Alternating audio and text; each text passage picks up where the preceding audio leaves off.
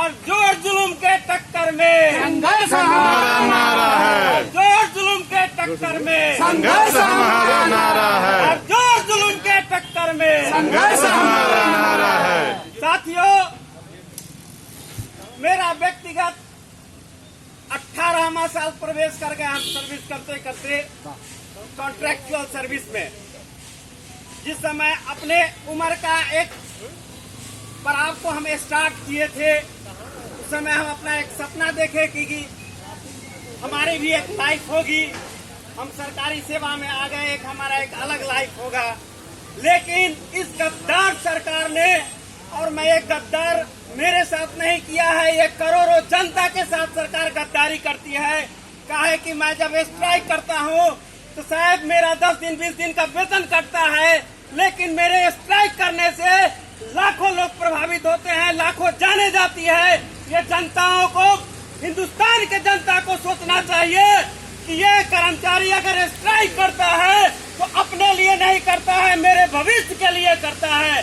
जिस दिन ये आम जनता जान जाएगी इस बात को, उस दिन हमारी आवाज को जिस दिन आम जनता सरकार तक पहुंचाने लगेगी, उस दिन लोग मरना अस्पताल में बंद हो जाएंगे।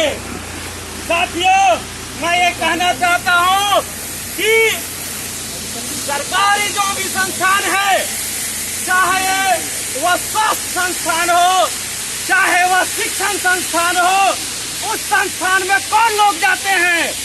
चाहे वह चमार का बच्चा हो, चाहे ब्राह्मण का बच्चा हो, अगर गरीब है तो वह सरकारी अस्पताल, सरकारी स्कूल में जाता है, और अगर कोई गरीब है तो सरकारी अस्पताल में जाता है। वो स्ट्राइक अगर होता है तो कौन प्रभावित होता है? गरीब प्रभावित होता है। इसलिए जिस दिन अगर आम जनता हमारा सहयोग करने लगेगा तो ये ओपीडी में कभी लोग नहीं मरेंगे। ये हमारे साथ राजनीति नहीं किया जाता है, ये राजनीति करोड़ों जनता के साथ किया जाता है। ये आम जनता को समझना पड़ेगा। साथियों, ये भारतीय संविधान को रौदा जा रहा है। इस संविधान को जिस तरह से बनाया गया है, एक एक आदमी, चाहे वो गरीब हो, अमीर हो, यहाँ तक कि यहाँ इस देश के अंदर में संविधान में पशु पक्षी और पेड़ पौधे को भी जीने का अधिकार दिया गया है। जिनको संविधान का अध्ययन होगा शायद वो जानते होंगे, लेकिन यहाँ इस संविधान में हमारे हक हुकूक की बात की गई है।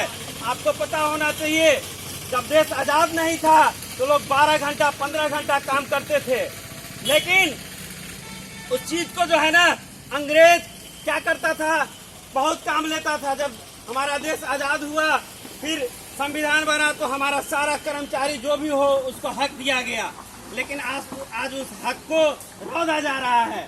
उस हक के लिए हमें लड़ना पड़ेगा, चाहे जो भी बलिदानी देनी पड़े। आप जब तक नहीं लड़ेंगे, इतिहास को आप पलट के देख लीजिए, प्राचीन समय से जो लड़ा है वही पाया है। अगर हम नहीं लड़ेंगे तो हमारा अधिकार नहीं मिलेगा।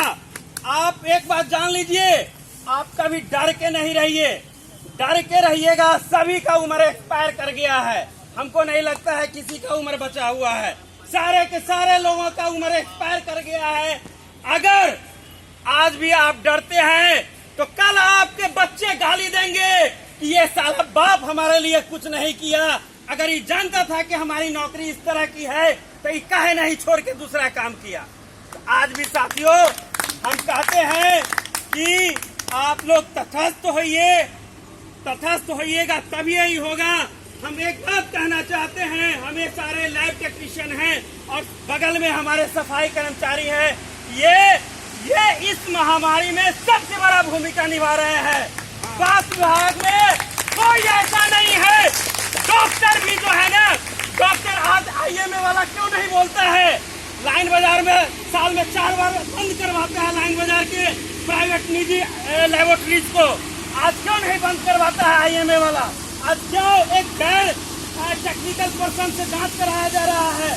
क्या आशा, आंगनबाड़ी और ANM टेक्निकल पर्सन है?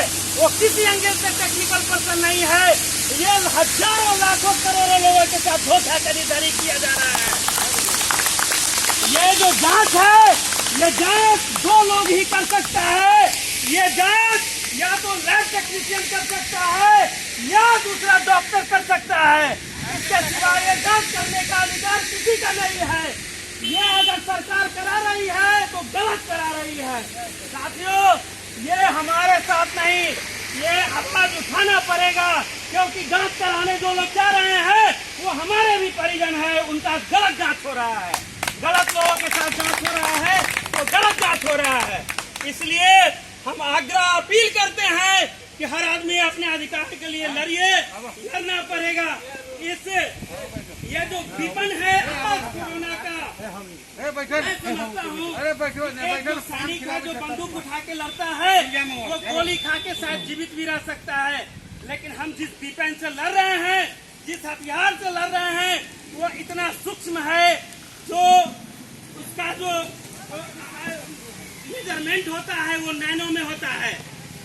इतने सूक्ष्म हथियार से हम लड़ रहे हैं, जिसमें सबसे बड़ी भूमिका लैब टेक्नीशियन का है, और ये बगल में बैठे सफाई कर्मचारी है, ये भी है। अगर ये लोग नहीं समझता अपना अधिकार को, इसलिए नहीं जान रहा है, जिस दिन ये अपने अधिकार को समझ जाएगा ना, उस दिन सारा सिस्टम को बंद कर देगा।